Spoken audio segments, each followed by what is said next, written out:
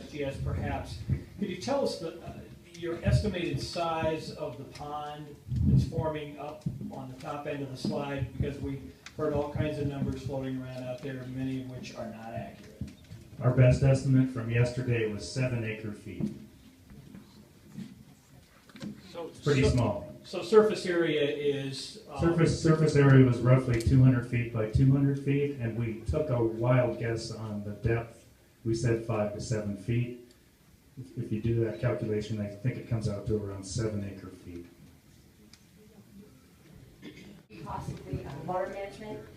In regards to the waterfall or the runoff that is coming off that top of the cliff, is there a way to maybe cut where the ground's a little more stable, higher up that cliff, on the backside there?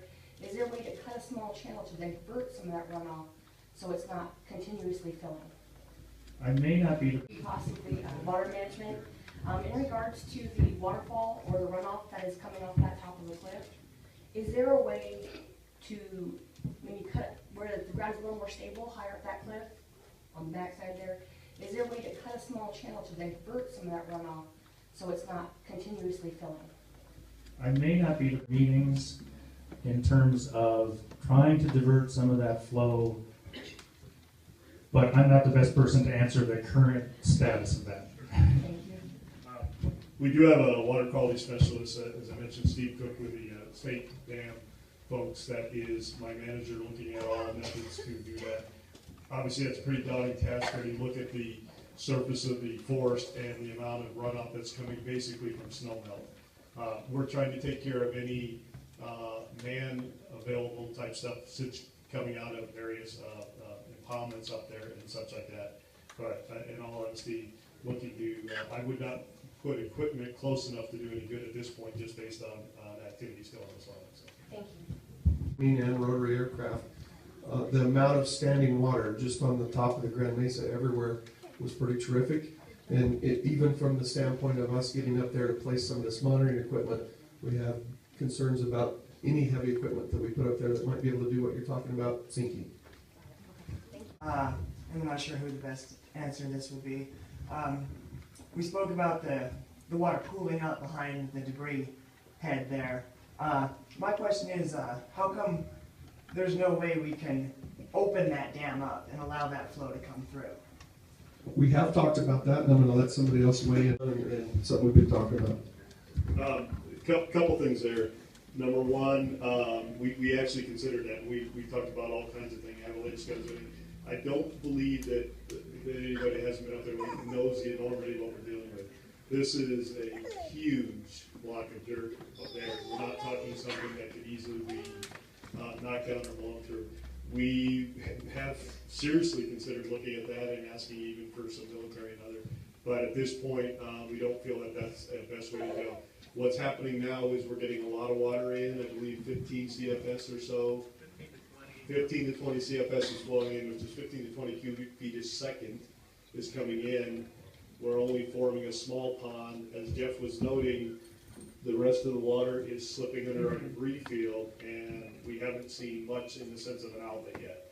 So if this turned into a different situation where that water started to raise greatly and quickly and we were creating a dam of water, we would probably consider that as more of an option at that point. Right now the water is moving out away from us and ponding slightly up there, but it is not at a point where we deemed it that that's the appropriate action. Yeah. Okay, thank you very much. Sure, I think Jeff wants to talk. The other thing that's going on up there is that there are an incredible number of downed aspen trees. Some all the way down, some halfway down, some still trying to stand up. You have faults all over the place because basically an active landslide, as it's deforming, it's breaking into pieces, and those pieces move differentially, and you create big exposed fault surfaces. It's a lot of loose debris, it's a lot of rough terrain, it's a lot of downed trees. Access is really difficult up there. I just wanted to throw that in. You're talking about adjacent to it in an area that hasn't slid, we've seen cracks forming, and those cracks obviously create concern about the stability to even approach the block if you were going to try to put somebody on the block to do work, or, you know, it's impossible to get heavy equipment on the block or whatever, but the area even adjacent to the block is an area of instability. Yes, sir. You know, at the worst scenario, how bad of a water event? And I ask this because my house is about 50 or 60 feet from Plateau Creek. Sure. Yeah, this is about that modeling done about what would happen, but we do know that if there was a slide event, that water has been going somewhere, and that water would likely escape, whatever that is. We know that it's not a gigantic pool of water now. Right. What we would see, we believe, and again, we need this modeling to really accurately answer this, but if another slide came down on top of the existing slide, there would probably be water that would be put into Salt Creek that would go down and then go into Plateau Creek. Plateau Creek, as you know, is bank full, or close to bank full, and you could be out of your banks in Plateau Creek. But we're not talking about the kind of water that's behind Vega, for instance. So, you know, that's the best answer I can give you. Pete, you have long experience with this community on Plateau Creek flooding. Is there anything you want to say about that? No, I think you hit it right on, and our mode of attack at this point is we definitely are pushing the reverse 911. We have eyes on, very shortly tomorrow, we're hoping to have a real-time camera on there at all times. We're working to get the GPS. So at the headwaters of this, we're hoping to have the monitoring data, not only to help us in modeling, but then we'll work with Andy on warning systems through there. So Yes, we do. Yeah, Stan, so 1 year, 5 years down the road, we've got a situation with the water. With all of the drilling technology that we have in this area, the well pads, why not just try directional drilling and tap into it from underneath or up top? Here, what's the answer to that?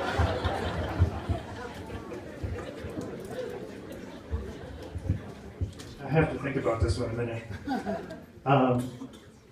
I think something like that could be feasible during the dry season, maybe. I think access would be a bugger. I don't think you'd want to attempt anything like that right now for sure.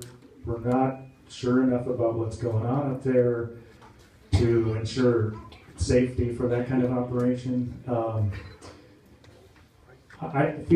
Technically, I think it's not a bad idea. In practice, I'm not so sure.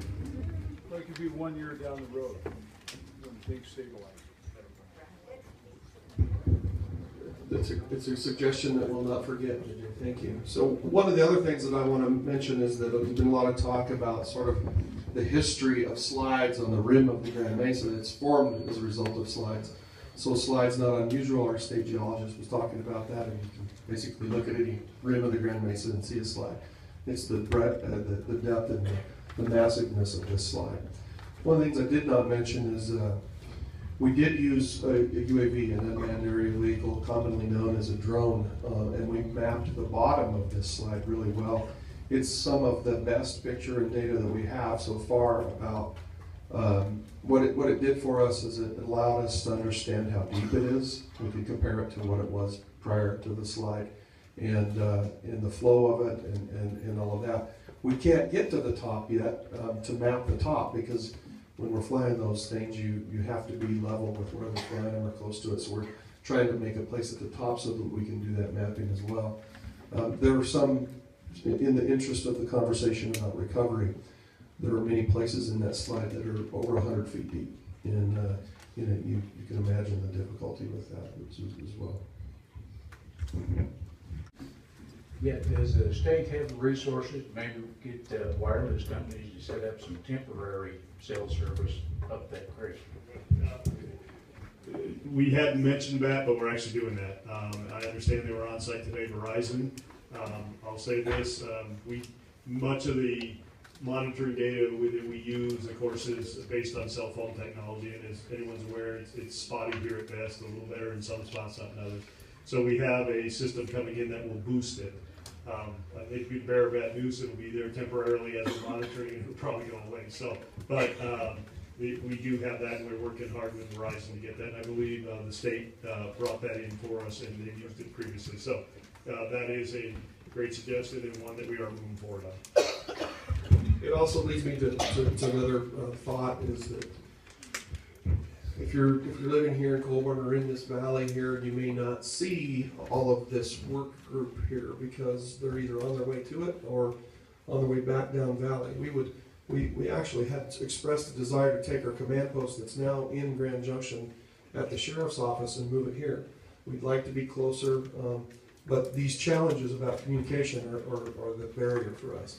We have a place where we either have good radio contact, good radio and maybe even cell phone. We have no internet. If we move a place where it has internet, then we lose radio and cell phone. So these are the reasons that those are the barriers that we run into.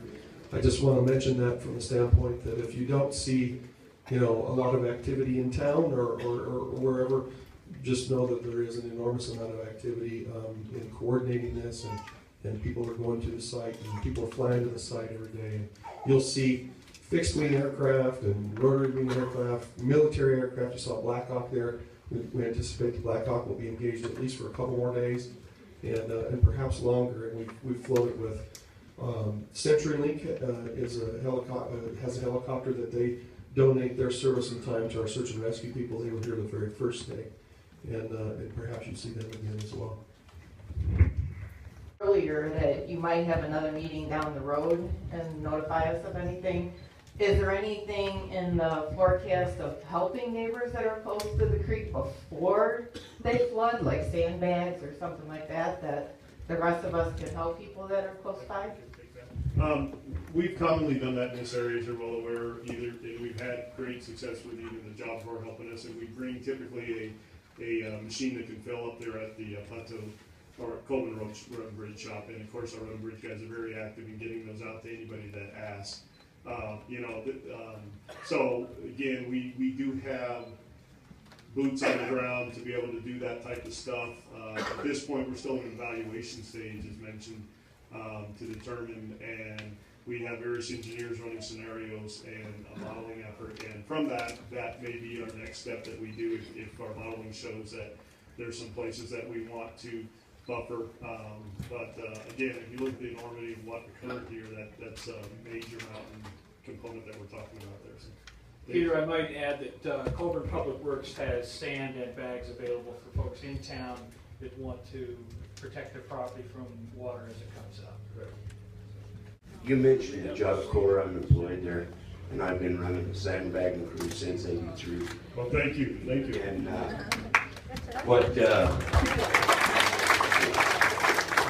with our students, we're a manpower unit, and we have to be real careful with them. We put out about 150 bags today. The Road and Bridge usually brings sandbags and a truckload of sand down there, and we've got devices made to fill them. And we have to be real careful with our students. They can't be out close to the water at dark and after dark.